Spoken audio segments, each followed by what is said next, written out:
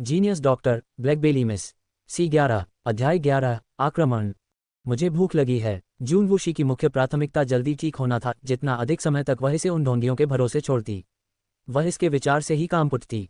जुनवू याओ ने उसे नौकरों की देखभाल में छोड़ दिया और चुपचाप गायब हो गया। लिन पैलेस से बाहर निकलते ही बाय युन शियान का चेहरा असंतोष से भर गया।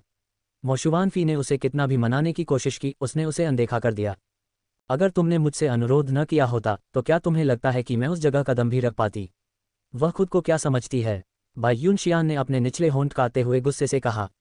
किंग यून वंश के शासक की शिष्या होने के नाते उसे ढूंढने वालों की संख्या एक अजगर जितनी थी, फिर भी मोशुवान फी की वजह से अपनी अनिच्छा के बावजूद वह आगे बढ़ गई। नतीजा, उसे बाहर निकाल दिया गया। उसे पहले कभी इतना अपमान नहीं सहना पड़ा था। यून जियान, बेकार की चीज़ों पर अपनी ऊर्जा क्यों बर्बाद कर रही हो? उसने उसे समझाया। कोई बात नहीं, तुम एक राज्य के राजकुमार हो। दूसरे के सामने सिर झुकाकर तुम, बाय युन जियान ने व्यंग्य किया। मोजुवान फी का चेहरा शर्मिंदगी से लाल हो गया। गुस्सा मत हो, मैं तुम्हारा बदला जरूर लूंगा। उसे खुश करना ही कुंजी थी। निश्चित रूप से उसके ये शब्द सुनने के बाद बाय युन जियान की अभिव्यक्ति थोड़ी बेहतर हो गई। अपना यह वादा मत भूलना। उसने उसकी ओर देखा। निश्चित रूप से मैं कोई भी खोखला वादा नहीं करूंगा। मोजुवान फी ने राहत की सांस ली। उसे खुश करने के लिए मोशुवान फी सीधे महल वापस नहीं लौटी। इसके बजाय वे गार्डों की एक टीम के साथ गाड़ी में सवार होकर शहर से बाहर घूमने निकल पड़े। जब उसने आखिरकार प्रसिद्ध फूलों के सागर में सूर्यास्त देखने के बाद अपना मुस्कुराता हुआ चेहरा दिखाया, तभी वे शहर वापस लौटे। वापस आते समय गाड़ी में मोजुवान फी युन जियान का हाथ पकड़े हुए थे और वे एक दूसरे पर झुके हुए थे। गाड़ी अचानक रुक गई। गाड़ी अपेक्षाकृत तेज गति से चल रही थी और जब वह अचानक रुकी तो वे लगभग गाड़ी से बाहर गिर गए। तुम रुक क्यों गए? मोजुवान फी चिल्लाया, लेकिन किसी ने भी उसके सवाल का जवाब नहीं दिया।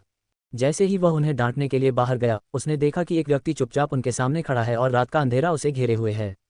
मशालों की लपटों की रोशनी उसके चेहरे तक नहीं पहुंच पा रही थी। कौन है वहां? मोशुवान फेई ने संभल कर पूछा। तब तक बाय युन जियान भी गाड़ी से बाहर आ चुकी थी।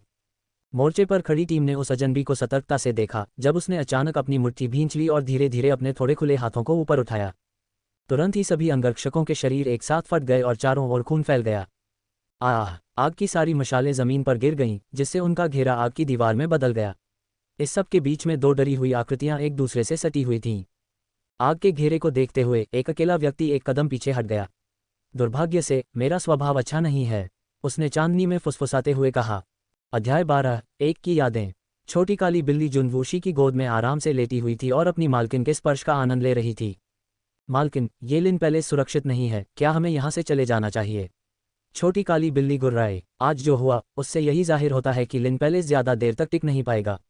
शाही महल की हरकतें साफ तौर पर बेकाबू होती जा रही थीं। हम कहीं नहीं जा रहे हैं, जुनवूशी ने सहजता से उत्तर दिया। ये दुनिया उसके पिछले जीवन जैसी नहीं थी। हालांकि लिन पैलेस धीरे धीरे ढह रहा था, फिर भी यह सबसे सुरक्षित आश्रय था। भले ही वह चिकित्सा में विशेषज्ञ थी, लेकिन वह इस तथ्य को नहीं बदल सकती कि वर्तमान वह शारीरिक रूप से बहुत कमजोर थी। इस अजीब दुनिया में बहुत सारे खतरे छिपे हुए हैं। लिन पैलेस की मुख्य शक्ति जुनजियान है। जब से मैं यहाँ हूँ, मैं उसे इतनी आसानी से मरने नहीं दूंगी। जुनवूशी ने अपनी भौहें थोड़ी ऊपर उठाईं। जिसे भी वह बचाना चाहती थी, वह उसमें असफल नहीं होती थी। इस शरीर की संरचना बहुत ही खराब है, यहाँ तक कि इसमें संवेदनात्मक भावना का भी अभाव है। यदि मेरे पास ये होती तो मैं इस दुनिया में बेहतर ढंग से जीवित रह पाता। संवेदनात्मक आत्मा क्या है? छोटी काली बिल्ली को इस दुनिया के बारे में कुछ भी नहीं पता था। जुनवूशी ने अपना दाहिना हाथ उठाया और उसे अपनी अनामिका दिखाई। पतली उंगलियां, सफ़ेद जैद की तरह मुलायम और चिकनी। सामान्यतः 14 वर्ष की आयु होने पर दाहिने हाथ की अनामिका अंगुली में अंगूठी दिखाई देती है, लेकिन उसके हाथ में कोई अंगूठी नहीं थी। म्याऊं। काली बिल्ली ने अपने रोएदार पंजों से उसकी पतली उंगलियों को पकड़ लिया। उसकी पतली उंगलियों से चिपक गई और धीरे से बाहर निकली हुई उंगली को चाटने लगी। अचानक उसकी पुतलियां सिकुड़ गईं। मालकिन, आपकी उंगली पर एक अजीब शक्ति लगती है। क्या आपको यकीन है कि यह एक संवेदनात्मक आत्मा नहीं है? काली बिल्ली आध्यात्मिक उतार चढ़ाव का एक छोटा सा निशान महसूस कर सकती थी। जुनवूशी ने अपनी भौहें थोड़ी ऊपर उठाईं और अपने दाहिने हाथ की अनामिका उंगली को सहलाया। उसे कुछ दिखाई नहीं दे रहा था, लेकिन जब उसकी उंगलियां उसके पास से गुजरी तो उसे अपनी उंगलियों के पोरों के आसपास आध्यात्मिक उतार चढ़ाव का एक अजीब सा उभार महसूस हुआ। जैसे ही उसने अपनी अनामिका उंगली के चारों ओर शक्ति का संचार महसूस किया, उसका दिल उत्साह से धड़क उठा। अचानक एक चमक दमक हुई जिसने पूरे कमरे को प्रकाशित कर दिया। चांदी जैसी सफ़ेद रोशनी में लिपटा एक सफ़ेद कमल हवा में तैर रहा था। म्याऊं। एक फूल। काली आंखों की जोड़ी ने कुछ बार पलकें झपकाईं और झिझकते हुए जुनवूशी की ओर देखा। संवेदनात्मक आत्माओं की प्रजातियां दो प्रकारों में विभाजित हैं। वे या तो हथियारों में बदल सकती हैं या शक्तिशाली जानवरों में रूपांतरित हो सकती हैं। लेकिन वूशी की आत्मा एक सफ़ेद कमल निकली। पौधे की संविदात्मक आत्माएं वास्तव में अनसुनी थीं। जुनवूशी ने सावधानी से हाथ बढ़ाया और सफ़ेद कमल धीरे धीरे उसकी हथेली पर आ गिरा। जब वह धीरे धीरे कमल का अध्ययन कर रही थी तभी दरवाजे पर दस्तक हुई। उसी क्षण सफ़ेद कमल बिना किसी निशान के गायब हो गया।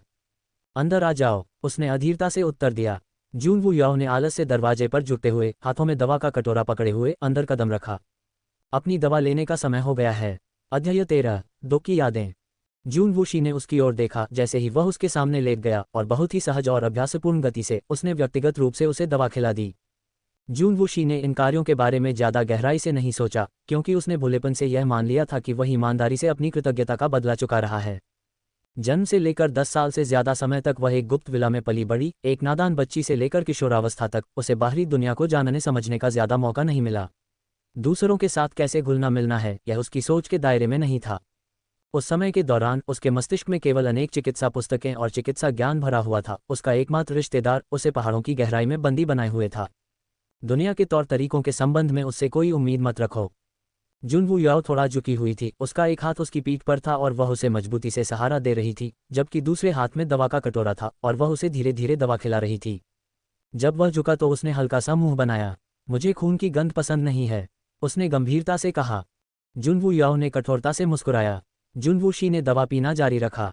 जैसे ही जुनवू याओ खाली कटोरा लेकर कमरे से बाहर निकला, उसकी मुस्कुराहट फीकी पड़ गई। उसने हाथ उठाकर अपनी आस्तीन सूंघी, खून की बहुत हल्की गंध आई।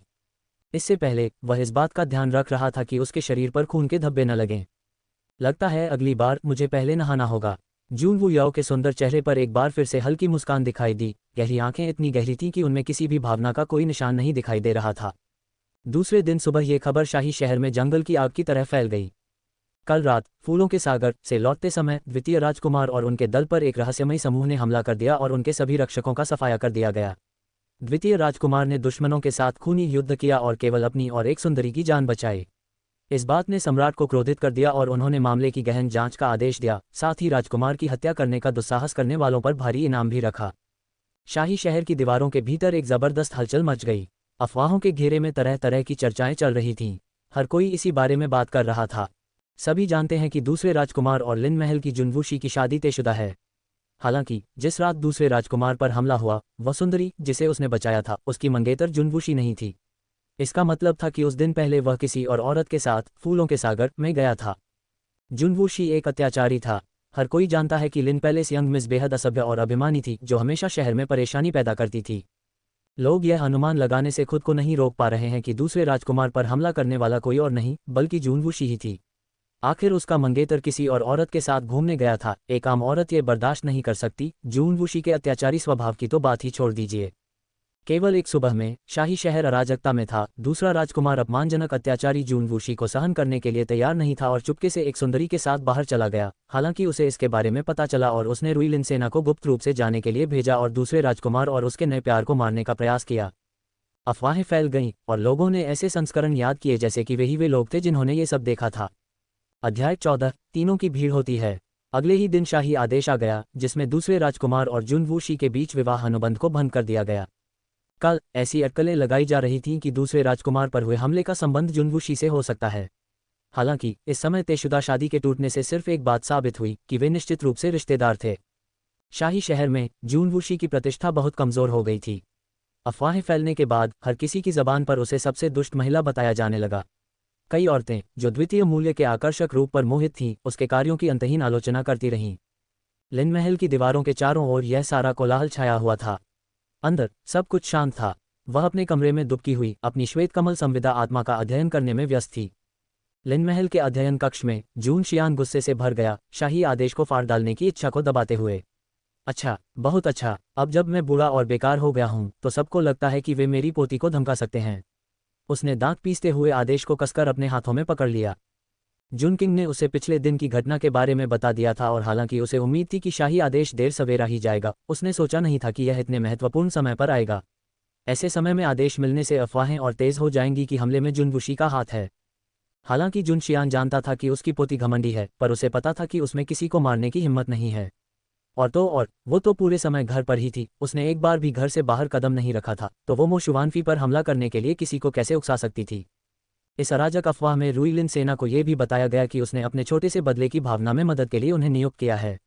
ये कैसे संभव था? रुई लिन सेना के प्रति उसकी अत्यधिक चापलूसी और रुई लिन सेना के अपने सैनिक होने के बावजूद वह एक ईमानदार और सख्त चरित्र का था। उसने उसे एक बार भी सैनिकों के संपर्क में नहीं आने दिया। इतनी बड़ी शक्ति पर उसे वरीयता देना तो दूर की बात थी। मोशुवान फेई अभी हमले के सदमे से उबर भी नहीं पाई थी कि अचानक यह आदेश जारी कर दिया गया। इससे दूसरों को ये सोचने पर मजबूर होना पड़ा कि लिन महल इसमें शामिल था और लिन महल पर एक बड़ा कलंक लगा। पिताजी, क्या हम उसे ये सब बातें बताएंगे जो हो रही हैं? जून किंग का उदास चेहरा साफ दिखाई दे रहा था। उसे इस बात से नफरत थी कि वह अपंग था और उसके पास अपने परिवार की रक्षा करने की कोई शक्ति नहीं थी। जुन शियान ने सिर हिलाया। तुम उसे कुछ नहीं बता सकते। उसका गुस्सा जानते हुए वो क्या हंगामा करेगी? और उसका शरीर भी पूरी तरह ठीक नहीं हुआ है। महामहिम ने मुझे दूसरे राजकुमार पर हुए हमले की जांच का नेतृत्व करने के लिए नियुक्त किया है। मैं सच्चाई का पता लगाऊंगा और उस पर लगे सभी आरोपों से उसे मुक्त करूंगा। इतने सालों तक वफादारी से देश की सेवा करने के बाद उसे यही बदला मिला। इस प्रक्रिया में उसके 2 बेटे बलिदान हो गए, एक युद्ध में मारा गया जबकि दूसरा अपंग हो गया। उनके पास सिर्फ उनकी प्यारी पोती बची थी, लेकिन शाही फरमान ने उसकी प्रतिष्ठा को मिट्टी में मिला दिया। शाही परिवार के इस तरह के व्यवहार के बाद भला कौन उससे शादी करने की हिम्मत करेगा? महाराज, आप सचमुच बहुत निर्दयी हैं। जून जियान ने थके हुए स्वर में अपनी आंखें बंद करते हुए फुसफुसाया। ये स्पष्ट था कि लिन पैलेस को भविष्य के लिए ज्यादा उम्मीद नहीं थी, लेकिन वे इस सत्ता संघर्ष में अपनी एकमात्र पोती को भी शामिल करना चाहते थे। जून किंग ने चुपचाप अपना सिर नीचे कर लिया और अपने निचले होंठ को काट लिया, जबकि उसने अनजाने में अपने हाथों को अपने कमजोर पैरों पर जकड़ लिया। अध्याय 15। दादाजी, यदि वह युद्ध के मैदान में लौट सकता, भले ही वे किंग यून कबीले का सामना कर रहे हों, महामहिम लिन पैलेस के प्रति इतने निर्दयी नहीं होते। वर्षों से जुन शियान को अपनी अत्यधिक सैन्य योग्यता का एहसास था, क्योंकि वह रुई लिन सेना को कम करता जा रहा था। कौन जानता था कि इसी वजह से आज की स्थिति पैदा हो जाएगी। मैं अपनी आखिरी सांस तक जुनवूशी की रक्षा करूंगा। कोई भी मेरी पोती को छूने के बारे में सोच भी नहीं सकता। उसने आंखों में चमक के साथ घोषणा की। मैंने अपना बेटा तो खो ही दिया है, मैं उसकी बेटी को भी नहीं खो सकता। वो मेरी इकलौती लिनवान की प्यारी पोती है। देर रात तक पिता पुत्र अध्ययन कक्ष में बैठे धीमी आवाज में परिवार की वर्तमान विकट स्थिति पर चर्चा कर रहे थे। दरवाजे के पास 2 आकृतियों का एक साया खड़ा था। जूनवूशी चुपचाप दरवाजे की ओर देखती हुई सुन रही थी। दादाजी, अपनी पिछली दुनिया में उसके उस दादाजी ने उसे 10 साल से ज्यादा घोर अंधकार में गुजारा। दुख क्या है, निराशा क्या है, उसे इन सब की पूरी समझ थी। हालांकि इस शरीर के दादाजी अंधेरे को चीरती धूप की तरह थे। जब वह उनसे पहली बार मिली थी तो उन्होंने उस पर अपार प्रेम और चिंता बरसाई थी, जिस पर उसे समझ नहीं आ रहा था कि वह क्या प्रतिक्रिया दे। ऐसा कुछ था जो उसने पहले कभी अनुभव नहीं किया था। जब भी उसे कोई दिलचस्प चीज मिलती तो सबसे पहले वह उसे उसके कमरे में भेज देता। अगर उसके चेहरे पर जरा भी शिकन होती तो वह उसे मनाने की हर संभव कोशिश करता। अवचेतन रूप से वह उनसे संपर्क से बचने लगी, क्योंकि वह नहीं जानती थी कि उन्हें कैसे जवाब देना है, क्योंकि उसके दादा की यादें पूरी तरह से अलग थीं। लेकिन उसने यह नहीं सोचा था कि वह उसके लिए इस हद तक कुछ करेगा। लिन पैलेस को शाही परिवार की योजनाओं पर शक था, लेकिन उसने अपनी वफादारी की कसम खाकर आंखें मूंद ली थीं और उसे यकीन था कि उसकी सालों की सेवा को नजरअंदाज नहीं किया जाएगा। लेकिन इस बार जब भाले का निशाना उसकी पोती की ओर था तो उसकी अंध वफादारी टूट गई। अपनी पोती के लिए वह सब कुछ त्यागने को तैयार थे। उसका कमजोर दिल अभी भी धड़क रहा था। उसने अपनी स्कर्ट को कसकर पकड़ लिया। क्या सभी दादाजी ऐसे ही होते हैं? उसने भौहें सिकोड़ते हुए पूछा। उसके बगल में खड़ा जुनवुयाओ उसके पीले छोटे चेहरे को देख रहा था और उसे नहीं पता था कि उसका चेहरा अचानक उत्साह से क्यों लाल हो गया। क्या तुम अब भी अंदर जाना चाहती हो? उसने उत्सुकता से उसकी ओर देखते हुए पूछा।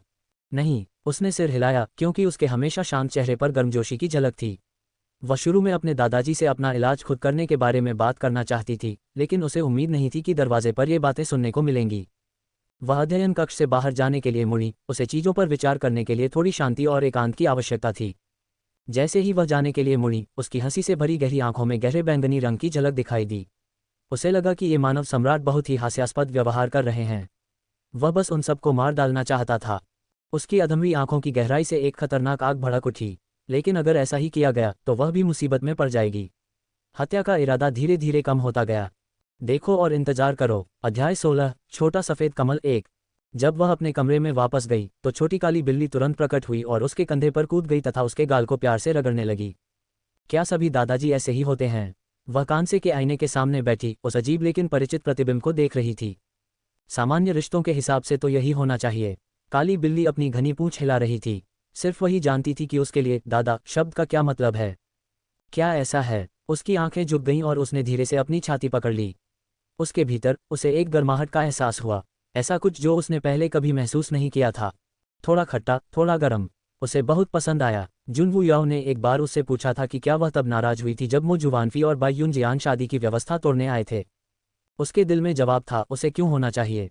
उसके लिए इस शरीर के अतीत का उससे कोई लेना देना नहीं था, यहाँ तक कि लिन पैलेस का भी उससे ज़्यादा संबंध नहीं था, इसलिए उसे गुस्सा होने की जरूरत महसूस नहीं हुई। लेकिन अब चीज़ें अलग हैं। जून शियान की आवाज़ उसके दिमाग में गूंज रही थी। दवा खाने के लिए लगातार जिद करना, उसे हंसाने के लिए मजाक करना, ये सब उसके लिए बिल्कुल अजनबी था।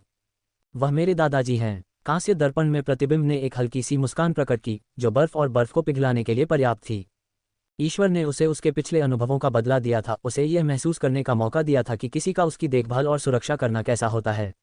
वह निश्चित रूप से किसी को भी इस नई मिली खुशी को नष्ट नहीं करने देगी। मैं लिन पैलेस, स्वयं या अपने दादाजी को कुछ भी नहीं होने दूंगी, उसने दृढ़ विश्वास के साथ कहा और अपनी आंखें सिकोड़ लीं। अतीत में कोई भी चीज़ उसकी चिंता के लायक नहीं थी, लेकिन अब चीज़ें बदल गई हैं। लिन का महल अब कीचड़ में डूबा हुआ है और उसे बचाने के लिए उसे कुछ निर्णायक कदम उठाने होंगे। हालात इतने आसान नहीं थे। मेरे सफ़ेद कमल, आखिर तुम क्या हो? उसने अपनी पतली उंगली को खाली अंगूठी वाले स्थान पर फिराते हुए धीरे से फुसफुसाया। उसकी उंगलियों से हल्की रोशनी फैली और सफ़ेद कमल एक बार फिर प्रकट हो गया। म्याऊं, क्या आप कोशिश करके देखना चाहते हैं कि यह क्या कर सकता है? काली बिल्ली उत्साह में अपनी पूंछ हिला रही थी और अपना सिर झुकाकर सफ़ेद कमल को गौर से देख रही थी। उसने सफ़ेद कमल को अपनी हथेली पर रखा और उसकी पंखुड़ियों को धीरे से सहलाया। एक मीठी खुशबू पूरे कमरे में फैल गई। इसकी खुशबू बहुत प्यारी है, उसने गहरी सांस लेते हुए कहा। न जाने कैसे उसे हमेशा से लगता था कि जब भी वह इस खुशबू को सूंघती थी, उसका रक्त प्रवाह सहज हो जाता था, मानो इस खुशबू का इस एहसास से कोई नाता हो। इस कमल की सुगंध बहुत ही अजीब होती है, इसकी गंध बहुत ही मनमोहक होती है और यह मानव रक्त को भी शुद्ध कर देती है। शायद इस कमल के अन्य उपयोग भी हो सकते हैं। जैसे ही उसने एक पंखुड़ी को तोड़ने के लिए हाथ बढ़ाया, उसी क्षण पंखुड़ी के टूटने से पहले दर्द दर्द दर्द, एक कोमल बच्चे जैसी आवाज़ सुनाई दी, जिससे उसके आसपास का वातावरण धुंधला हो गया। जब धुंध धीरे धीरे छट गई तो एक छोटा सा लड़का फर्श पर बैठा था और आंसू बहाते हुए उसका हाथ पकड़े हुए जून वूशी को निराश भाव से देख रहा था। म्याऊं, इस छोटे बच्चे की अचानक उपस्थिति से काली बिल्ली डर गई और वह जुनवुशी के कंधों पर वापस बैठने के लिए लगभग गिर गई। उद्धरण चिन्ह dot dot dot dot dot dot dot dot dot dot dot dot dot dot dot dot dot dot उद्धरण चिन्ह। जुनवुशी अवाक होकर फर्श पर बैठे छोटे दूधिया सफ़ेद गुड़िया जैसे लड़के को देखती रही। उसने चटक सफ़ेद कमल के डिज़ाइन वाला एक छोटा सा बिब पहना हुआ था, जो बिल्कुल उसकी सफ़ेद कमल जैसी संवेदनात्मक आत्मा जैसा लग रहा था। अध्याय 17, छोटा सफ़ेद कमल 2। ये छोटी सी चीज़ कहाँ से निकली? उसका नाजुक सा चेहरा और शिकायतों से भरी उसकी बड़ी बड़ी पानी भरी आंखें जुनवुशी को ऐसे देख रही थी जैसे उसने कुछ बहुत गलत किया हो। राक्षस, काली बिल्ली ने छोटे लड़के को घूरते हुए जोर से कहा। मैं कोई राक्षस नहीं हूँ, छोटे लड़के ने अपनी उंगलियों से छेड़छाड़ करते हुए अपनी ही बात से चौंकते हुए कहा। तुम कौन हो? जुनवुशी ने मासूमियत से उसकी ओर देखा। इसे बाहर निकालो, ये तो पक्का राक्षस है। काली बिल्ली तो मानो सुन्न पड़ गई। जब से वे इस दुनिया में आए हैं तब से तरह तरह की अजीबोगरीब घटनाएं घटित हो रही हैं। जब छोटे लड़के ने सुना कि बिल्ली कह रही है कि उसे बाहर निकाल दिया जाना चाहिए तो वह तुरंत रोने लगा। मैं कोई राक्षस नहीं हूँ, आप मुझे बाहर नहीं फेंक सकते। मैं आपकी संवेदात्मक आत्मा हूँ। संवेदात्मक आत्मा? आप अपनी संवेदात्मक आत्मा को कैसे बाहर फेंक सकते हैं? रोते हुए छोटे लड़के ने दावा किया। जुनवुशी को देखते हुए उसकी आंखों से बड़े आंसू गिर रहे थे जब अचानक कमरे में गहरी कमल की खुशबू फैल गई। मुझे नहीं पता था कि संवेदात्मक आत्माएं मनुष्यों में बदल सकती हैं, जुनवुशी ने कठोरता से जवाब दिया। उसके खूबसूरत चेहरे पर नरमी का कोई निशान नहीं था। छोटे लड़के ने अपना मुंह खोला। जुनवुशी को ऐसे देखा जैसे उसके साथ अन्याय हुआ हो। मैं वास्तव में आपकी संवेदात्मक आत्मा हूँ। यदि आप मुझ पर विश्वास नहीं करते हैं तो मैं आपके लिए अधिक परिचित रूप में बदल सकती हूँ। फिर वह धीरे धीरे खड़ी हो गई, अपने आंसुओं को दबाते हुए। जब वह बिना किसी निशान के गायब हो गया तो उसकी जगह एक सुंदर सफ़ेद कमल हवा में तैर रहा था। उद्धरण चिन्ह dot dot dot dot dot dot उद्धरण चिन्ह। जुनवुशी अब अपने मन में उठे सदमे को व्यक्त नहीं कर पा रही थी। अब सफ़ेद कमल एक बार फिर गायब हो गया और छोटा लड़का उसी स्थान पर पुनः प्रकट हुआ। उस क्षण जुनवुशी ने अपनी पिछली दुनिया के जादूगरों के बारे में सोचा। अब क्या तुम मुझ पर विश्वास करते हो? छोटा लड़का जुनवुशी की प्रतिक्रिया को गंभीरता से देख रहा था। यद्यपि वह ये भी जानता है कि आत्मिक दुनिया में भी वह बाकियों से अलग था, लेकिन वह वास्तव में एक संवेदात्मक आत्मा है। जून ने इत्मीनान से अपनी संवेदात्मक आत्मा सफ़ेद कमल के फूल को देखा, जिसे स्वीकार करना उसके लिए पहले से ही मुश्किल था क्योंकि उसने पहली बार किसी पौधे की संवेदात्मक आत्मा के बारे में सुना था। लेकिन अब तो वह रूपांतरित भी हो सकती है। हालांकि उस छोटे से हाथ और पैरों को देखते हुए, और लड़ाई की तो बात ही छोड़ी, अगर कोई उसे मुक्का भी मारता तो शायद वह तुरंत ही मर जाता। निश्चित रूप से यह अभी भी बेकार है। जून वूशी ने जोर से बुदबुदाया, थोड़ा सा भौहें चढ़ाते हुए, अपनी नाराजगी को छिपाते हुए कि यह उसकी आदर्श संवेदात्मक भावना नहीं थी। चिंतित जून वूशी ने ध्यान नहीं दिया जब उसने लापरवाही से ये शब्द कहे, तो पहले से ही बेचैन छोटा कमल फिर से आंसू के कगार पर था। सूंघो, कृपया मुझे दूर मत करो, मैं उपयोगी हूँ, मैं सचमुच उपयोगी हूँ। अपने स्वामी की घृणा से सचेत छोटा कमल अब और सहन नहीं कर सका। उसने एक पैर से चिपके हुए खुद को उसके ऊपर फेंक दिया। आंसू नल की तरह बह रहे थे। मैं सचमुच बहुत उपयोगी हूँ, मुझे वापस मत फेंको। छोटा कमल हठपूर्वक उसके पैर से चिपका रहा। उसे डर था कि कहीं वह उसे पूरी तरह से अस्वीकार न कर दे। वापस फेंको, कहाँ? जून वूशी ने आखिरकार जवाब दिया जब छोटे कमल के शब्दों ने उसे उसकी पिछली मूर्छा से जगा दिया। अध्याय 18, छोटा सफेद कमल 3। जब कोई शिशु इस दुनिया में जन्म लेता है तो संवेदात्मक आत्माएं मानव आत्मा के साथ एक बंधन बना लेती हैं और ये संवेदात्मक आत्माएं आत्मा में सो जाती हैं और 14 वर्ष की आयु में ही जागती हैं। मृत्यु की स्थिति को छोड़कर कोई भी ज्ञात विधि उन्हें अलग नहीं कर सकती। कोई भी व्यक्ति जीवन भर के लिए केवल एक ही संवेदात्मक आत्मा के साथ संबंध बना सकता है, इसलिए चाहे उसकी अपनी संवेदात्मक आत्मा कितनी भी बेकार क्यों न हो, उसके पास इस मामले में कोई अन्य विकल्प नहीं है, और उसे बाहर फेंक देने का तो उसके पास और भी अधिक विकल्प है। आत्मा की दुनिया, छोटे कमल ने कड़वाहट से उत्तर दिया। आप वहीं से हैं, उसने पहली बार इस जगह के बारे में सुना था। छोटे कमल ने सिर हिलाया, मानो उसे डर हो कि कहीं जून वूशी उसे नापसंद न कर दे। शिष्टतापूर्वक उसने आगे कहा, जागृति से पहले संवेदात्मक आत्मा आत्मिक लोक में रहेगी। अगर वह व्यक्ति मर जाता है तो हम फिर से वहां वापस जाएंगे। वह जगह बहुत डरावनी है, मैं अभी अभी बचकर आया हूं, कृपया मुझे वापस मत फेंकना, ठीक है? वह ऐसा करना चाहती है, लेकिन क्या वह ऐसा कर सकती है? मैं उपयोगी साबित हो सकता हूं, कृपया प्रतीक्षा करें। अचानक दृढ़ संकल्प ने छोटे कमल को जकड़ लिया जब उसने आखिरकार उसका पैर छोड़ दिया। उसका छोटा कमजोर शरीर कांप रहा था जब वह खड़ा हुआ। उसने अपनी कोमल छोटी बांह को सीधे जुनवूशी के सामने उठा दिया। जुनवूशी ने बड़ी मासूम आंखों से उसकी ओर देखते हुए पूछा। छोटे कमल ने दर्द भरे भाव के साथ अपने कोमल चेहरे से उसकी ओर देखते हुए घुरघुराहट की। उसने साहस जुटाया और अंततः चिल्लाया, खाओ। उद्धरण चिन्ह dot dot dot dot dot dot dot उद्धरण चिन्ह। खाने को क्या है? मैं एक विशेष कमल हूँ, अगर तुम मेरी पंखुड़ियाँ खाओगे तो ये तुम्हारे रक्त को शुद्ध कर देगा और उसमें से सारी अशुद्धियाँ दूर कर देगा। छोटे कमल ने पूरे जोश और गर्व के साथ कहा। ये सुनते ही जून वूशी की आंखें चमक उठीं। उससे बेहतर कोई नहीं जानता था कि रक्त शुद्ध करना कितना दुर्लभ है। भले ही कोई दवा अद्भुत हो, फिर भी उसकी एक सीमा होती है। मानव शरीर को स्वस्थ और सुडौल बनाना, शरीर की सभी अशुद्धियों को सचमुच शुद्ध करना, पुनर्जन्म लेने जैसा था। उसकी पिछली दुनिया में प्रौद्योगिकी और चिकित्सा के बहुत विकसित होने के बावजूद कई वैज्ञानिक अभी भी जीन और वे मानव शरीर को कैसे प्रभावित करते हैं इस पर शोध कर रहे थे, लेकिन अभी तक कोई उपयुक्त तरीका नहीं खोज पाए थे। यदि छोटे कमल का दावा सच है तो वह सचमुच महत्वपूर्ण है। ये जानने के लिए कि क्या छोटा कमल सच बोल रहा है, जून वूशी ने उसकी कोमल बांह पकड़ ली। हालांकि वह जानती थी कि उसके सामने वाला छोटा कमल असल में एक सफ़ेद कमल है, लेकिन इंसानी रूप में होने के कारण उसके लिए आगे कुछ कर पाना मुश्किल हो रहा था। उसने उसकी बांह अपने होठों पर रखी और उसकी तरफ देखा। वह पहले से ही फूट फूट कर रो रहा था और उसकी आंखों से बड़ी बड़ी आंसुओं की बूंदें गिर रही थीं। उद्धरण चिन्ह dot dot dot dot dot dot dot dot dot dot dot dot dot उद्धरण चिन्ह। वह वास्तव में कोई राक्षस नहीं थी। धीरे से आह भरते हुए उसने उसका कोमल छोटा हाथ नीचे रख दिया। हालांकि छोटा कमल अपने मालिक के काम आने के लिए दृढ़ था, लेकिन जब उसने देखा कि उसने अपनी बाहें उसके होठों पर रख दी हैं, तो वह अपने डर पर काबू नहीं रख सका और अपने आप आंसू बहने लगे। जब अपेक्षित दर्द नहीं हुआ तो उसके मन में मिले जुले भाव थे। वह सचमुच बहुत खुश था कि उसे खाया नहीं गया, लेकिन मालिक को लगेगा कि वह सचमुच बेकार है और उसे छोड़ देगा। मैं सचमुच दर्द से नहीं डरता, छोटे कमल ने कमजोरी से कहा। जुनवूशी ने उसकी लाल और पानी भरी आंखों पर नजर डाली। उद्धरण चिन्ह dot dot dot dot dot dot dot dot dot उद्धरण चिन्ह। छोटा कमल तुरंत हतोत्साहित हो गया।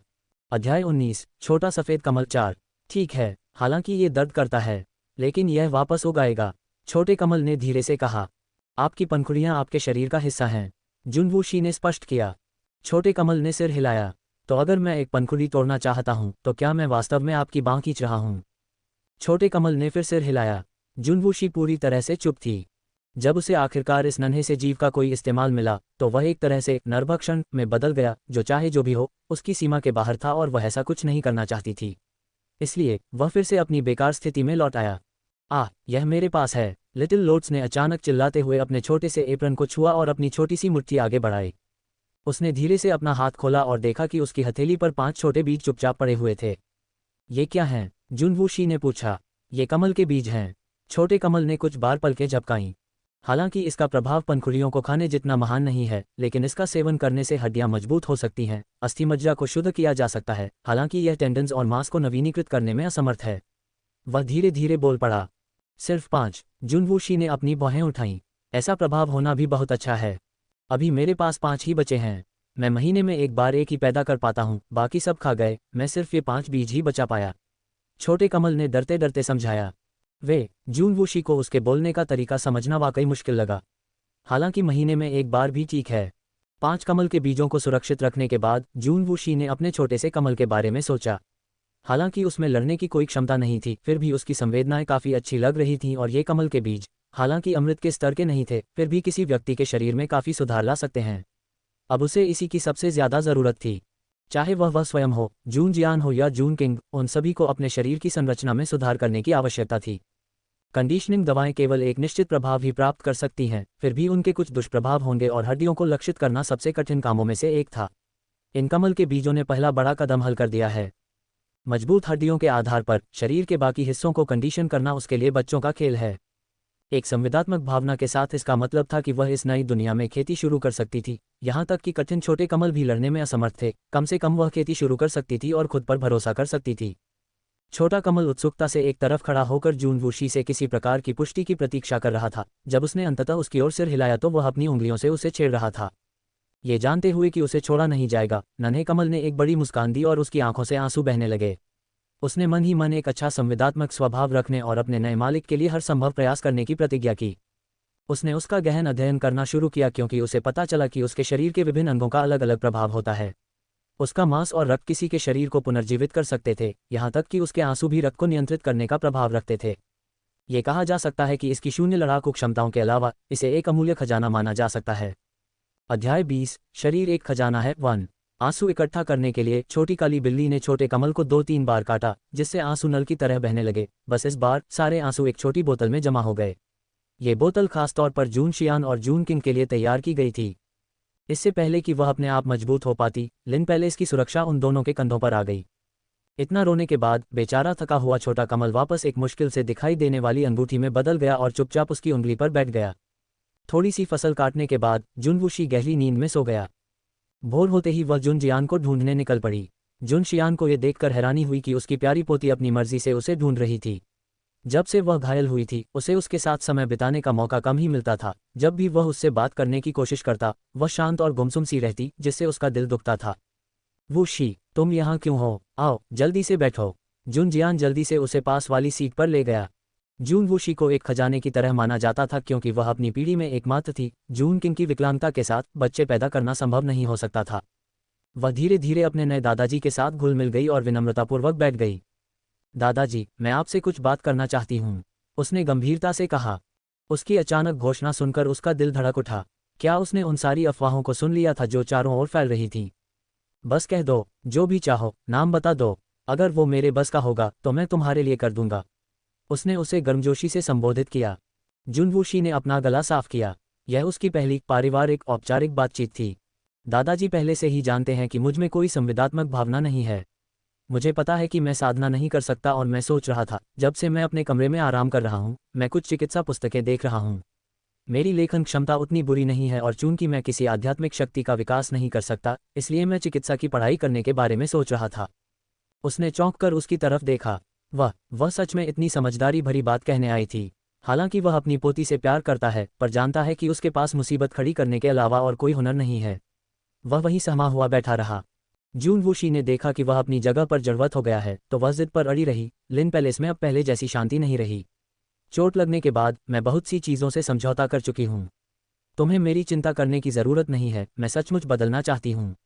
जुन शियान चुप रहा। लिन पैलेस की मौजूदा हालत अच्छी नहीं थी, यहाँ तक कि मो शुवानफी का खुद सगाई तोड़ देना भी दिखाता है कि अब उनकी स्थिति स्थिर नहीं रही। वह जानता था कि अब वह उससे कुछ भी नहीं छिपा सकता।